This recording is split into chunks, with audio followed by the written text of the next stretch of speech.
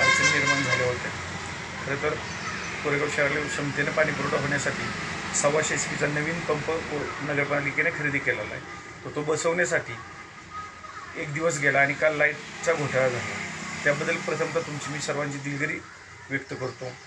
खरं तर 1996 साली झालेली त्यावेळेच्या लोकसंख्येला ग्राह्य धरून झालेली ही पाणीपुरवठा योजना आहे. तर खूप वर्ष झाल्यामुळे पाणीपुरवठा योजना वारंवार विस्कळीत होत असते.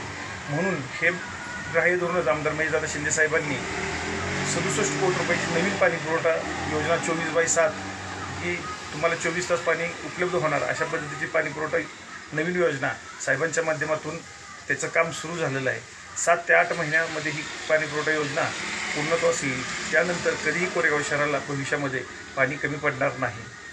कोरेगाव कटापूर पंप हाऊस येथे झालेल्या घोटाळ्यामुळे पाणीपुरवठा विस्कळीत झाला आणि इथून पुढच्या काळामध्ये पण ज्यावेळी काही भागामध्ये पाणी नसेल तर तिथे आमचे नगरसेवक असतील त्यांच्याशी संपर्क साधा. तुम्हाला टँकरची व्यवस्था केली जाईल किंवा नगरपालिकेशी आमच्याशी संपर्क साधा. तुम्हाला वेळेत पाण्याचा टँकर दिला जाईल. धन्यवाद.